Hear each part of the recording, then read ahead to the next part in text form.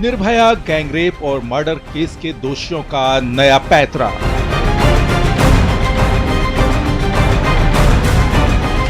फांसी टालने के लिए आईसीजे पहुंचे निर्भया केस के 3 दोषी।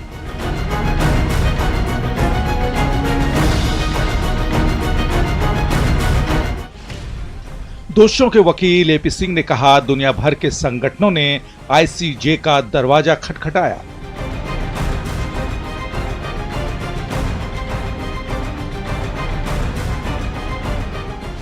निर्भया केस के चारों दोषियों को 20 मार्च को दी जानी है फांसी।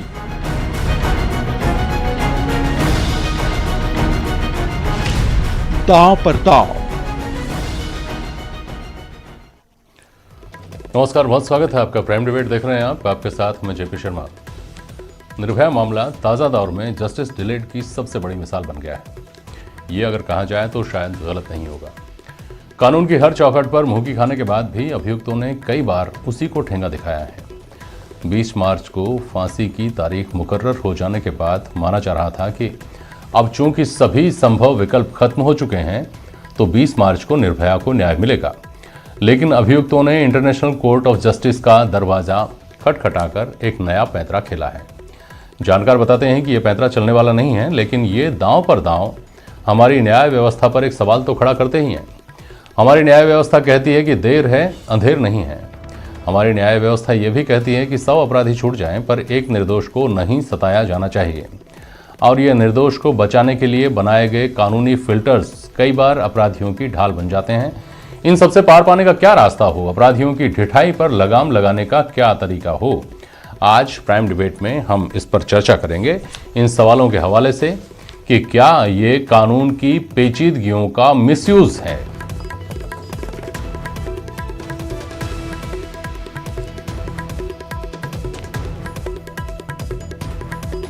क्या इस तरह के कानूनों में और प्रोसीजर में भी बदलाव होना चाहिए, और त्वरित न्याय के सपने से हम कितनी दूर हैं।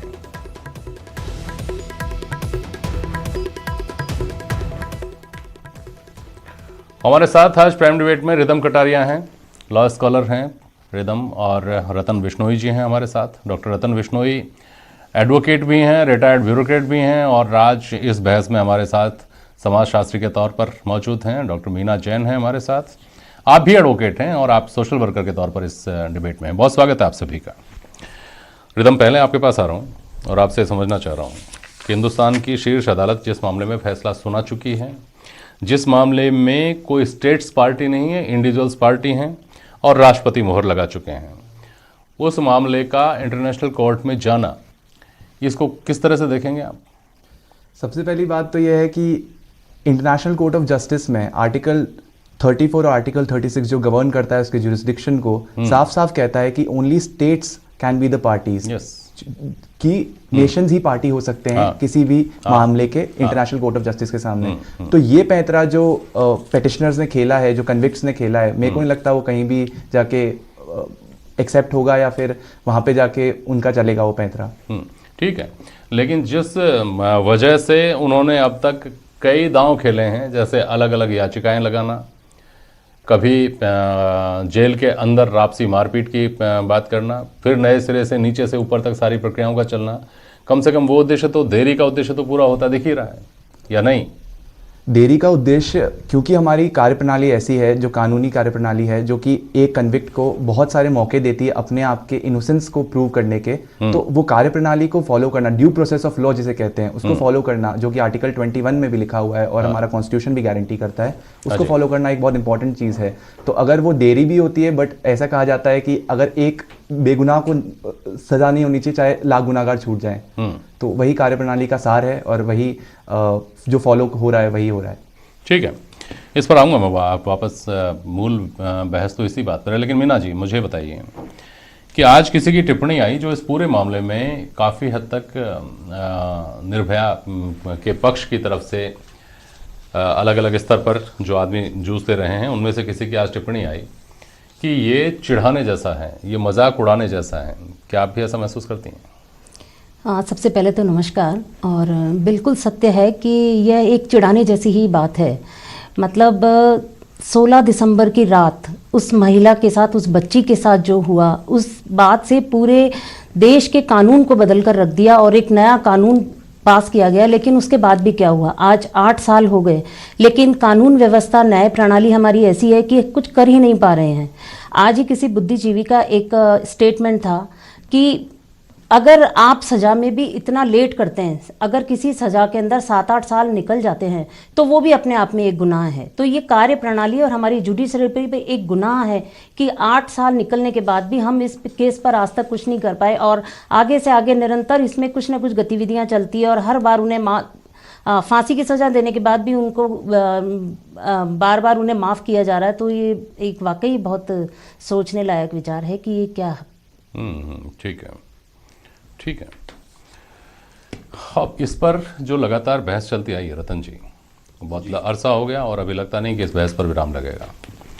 जस्टिस डिलेड, जस्टिस डिनाइड, बार बार ये कहा जाता है।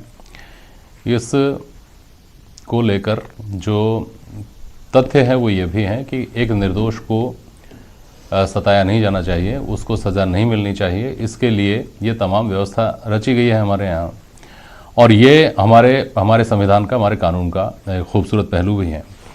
तो और साथ ही ये जो निर्दोष को नहीं सताया जाने वाली बात है, जिसको सुनिश्चित करने की दुहाई हमारा संविधान देता है, बड़ी दिलचस्प बात है कि ऐसे मामलों की संख्या, ऐसे मामलों का प्रोपोर्शन कोई छोटा मोटा प्रोपोर्शन नहीं है और ख़ास तौर पर यौन शोषण का जो मामला बनता है उसमें 50% से ज़्यादा मामले झूठे पाए गए हैं।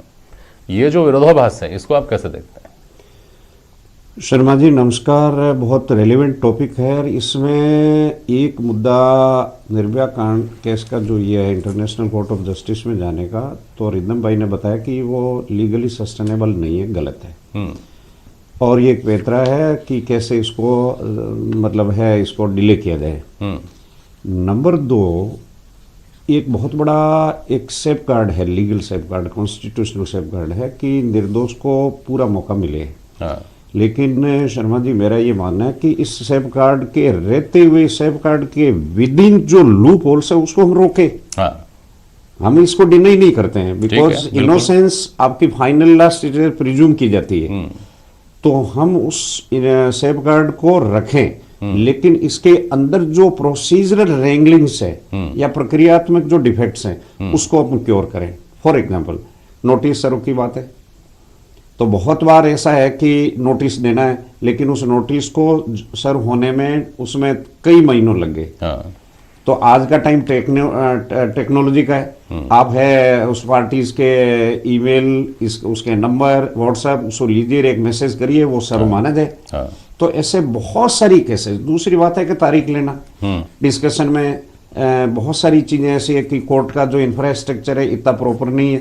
एक दिन में आपके अगर 10 गवाह आ गए तो आप 10 गवाह के बयान लेने की स्थिति में नहीं हो, टाइपिस्ट नहीं है आपके पास में, टाइम नहीं है, एक ही जज सुनते हैं। फिर उसके अंदर इतनी लंबी लंबी डाइसी क्रॉस एग्जामिनेशन होता है कि takes a lot of time. तो 10 दिन तक नहीं हुआ, इन बिटवीन छुट्टियां आ गई और कोई तारीख पड़ गई, फिर इसी एग्जामिनेशन, क्रॉस एग्जामिनेशन होता है, एग्जामिनेशन चीफ होता है, उसी पे लोग फिर आगे कोर्ट में चले जाते हैं। तो कुल मिलाकर के लीगल सिस्टम को, ज्यूरिस्प्रूडेंस सिस्टम को बड़े लेवल पे ओवरहोल करने की जरूरत है, बड़े व्यापक सुधार की जरूरत है।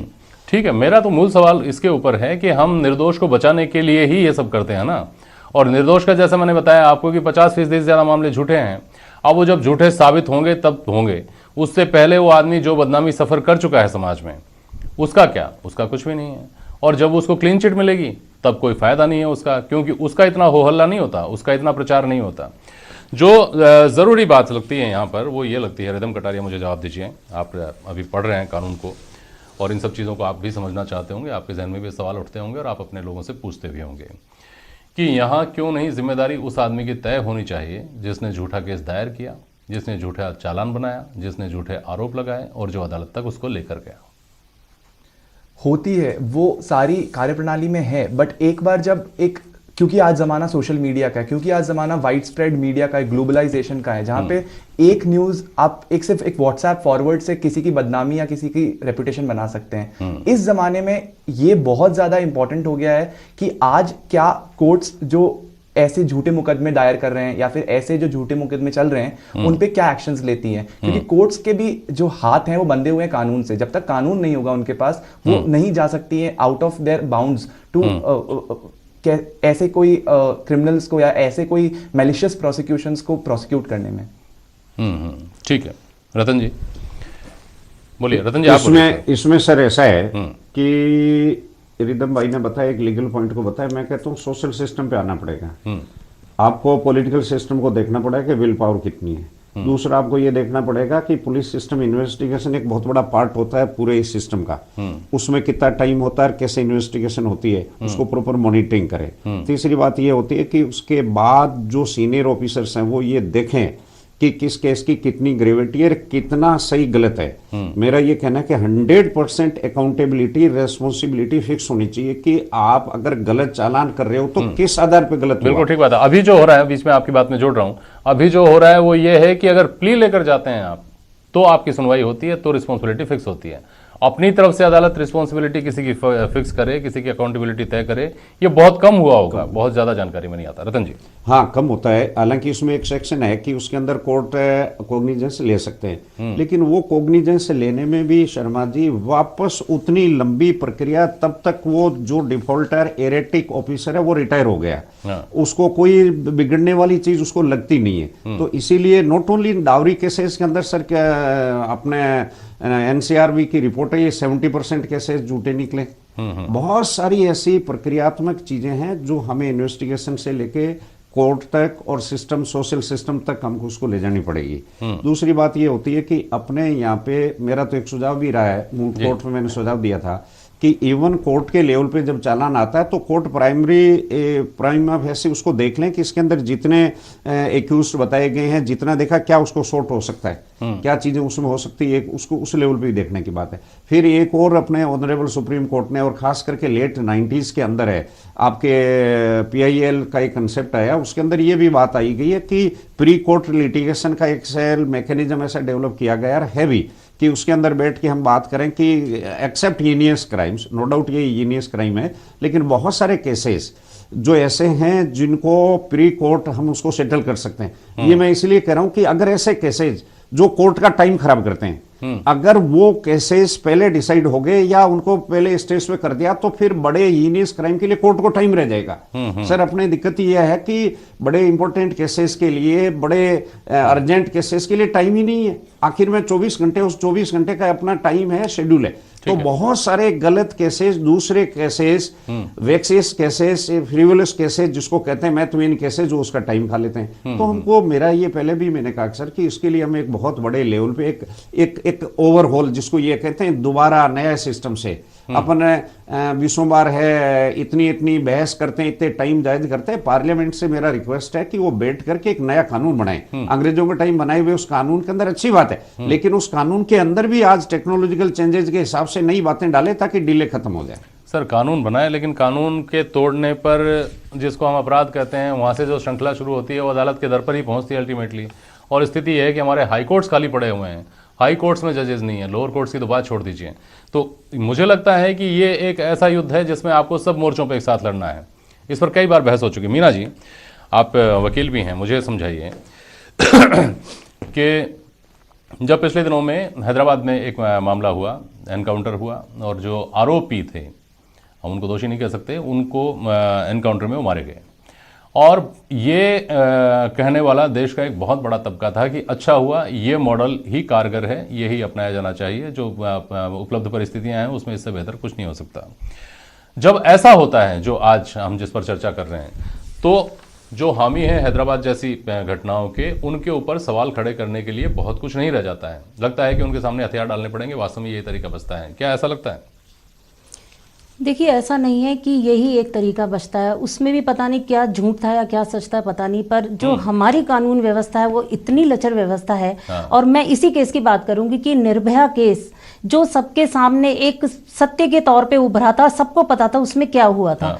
उसके अंदर कोई गुंजाइश नहीं बचती कि आप मानवाधिकार का प्रयोग करें या बार बार राष्ट्रपति से गुहारी लगाएं अपने माफी के लिए, वो चीज यहाँ बचती नहीं है। ऐसे के अंदर इस तरह के कानून को बदलना बहुत जरूरी है, क्योंकि संविधान किसी भगवान ने तो आके बनाया नहीं। जो भी हमारी कानून प्रक्रिया है या जो भी संविधान है उसमें हम ही चेंज करते हैं। तो इस चीज को आज तक चेंज क्यों नहीं किया गया? 8 साल इस चीज को हो गए।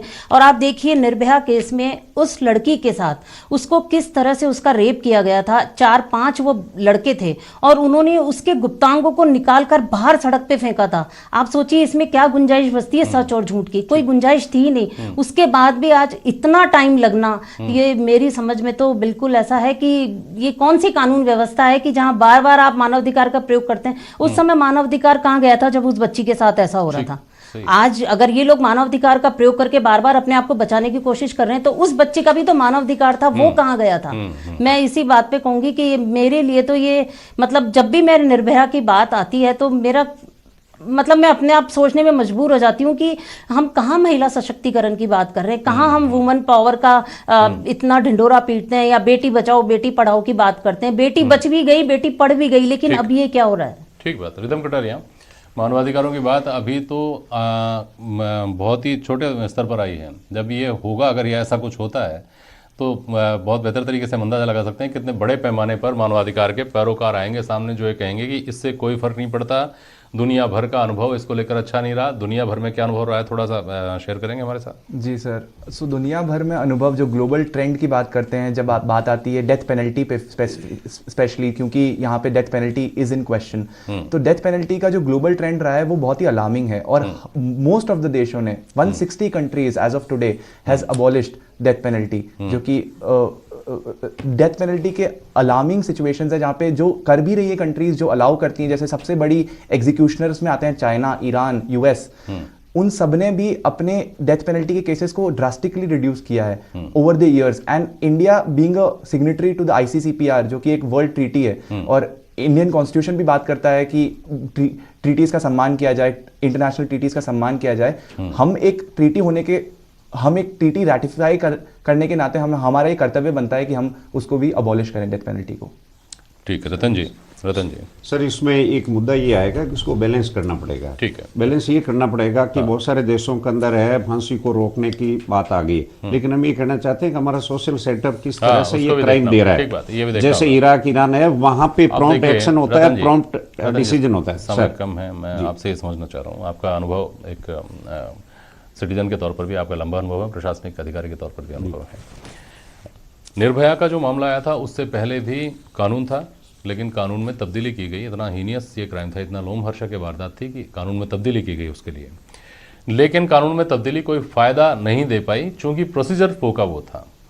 इस घटना के हमारे लिए सबक क्या होना चाहिए, जिसमें हम देख रहे हैं कि 8 साल से लगातार मजाक उड़ाया जा रहा है? सर, आपने बहुत सही कहा। एनसीआरबी ने ये कहा है कि निर्भया कांड के बाद 28% रेप केसेस बढ़ गए। स्ट्रिक्ट कानून होना एक पहली रिक्वायरमेंट है, लेकिन उससे पहले social setup, system, investigation, patrolling, आपके सर्विलेंस, पुलिस का जो लवाजमा है उसको ठीक करने की बात, तब जब तक ये सारी चीजें नहीं होगी तब तक हम कानून, देखिए सर, है कि क्राइम को रोकना बड़ा मुश्किल है। क्राइम को रोकना सोसाइटी की प्रायोरिटी होनी चाहिए लॉन्ग रन के अंदर। आप सजा देना ये अलग बात है। क्यों हमारे यहाँ क्राइम हो रहा है? क्राइम अपने ज्यादातर इसलिए हो रहा है कि हम लीनियट हैं, हमारे कुछ सिस्टम ऐसे हैं कि उसके चलते हम बेरोजगार हैं। बहुत बार हमारा सिस्टम उसको सपोर्ट करता है। हम बदमाशों को ग्लोरीफाई करते हैं, हीरो वर्शिप करते हैं। तस्कर होते हैं बड़े बड़े गांव में, चंदा देते, उसको सबसे आगे बिठा के माला पहनाते हैं कि देखो सब मंदिर में उन्होंने ये चंदा दिया या गांव के स्कूल में दिया। तो ये बहुत सारे फैक्टर्स है, उसको हमें देख करके सोसाइटी के साथ कानून को रेलिवेंट करना पड़ेगा। अदरवाइज बहुत सारे ऐसे कंट्रीज हैं वहां कानून इतने स्ट्रिक्ट नहीं है, लेकिन वहां तरीका सही है, सिस्टम सही है, लोगों का एक्सेप्टेंस लेवल नहीं है, zero acceptance level towards crime है, तो वहां ऑटोमेटिक क्राइम कम होते हैं। हमारा सोशलाइजेशन प्रॉपर हो, हम स्कूल में, कॉलेज में, बच्चों को, घर में, परिवार में, आखिर में जिन लड़कों ने रेप किया या जो भी किया वो भी किसी माँ के बेटे थे, उसके भी कोई बहन है, उनके भी कोई घर में महिला सदस्य रही है, ऐसा क्यों हुआ? तो हमको उस ग्रास रूट लेवल पे भी जाके अटैक करना होगा कि ऐसी चीजें क्यों आ रही है। तो लिहाजा हम ये कहते हैं कि फैमिली लेवल पर, कानून, परिवार, समाज, सब लेवल पे हमको इस चीज को लड़ाई लड़ना पड़ेगा, तब जस्टिस का जो है वो सही टाइम पे मिले और टाइमली मिले। चलिए 20 तारीख पर नजर रहेगी 8 साल के मामले का, उस दिन भी पटाक्षेप हो पाता है या नहीं हो पाता है। बहुत शुक्रिया आप सभी का आज प्राइम डिबेट में शामिल होने के लिए। आज के लिए बस इतना ही, नमस्कार।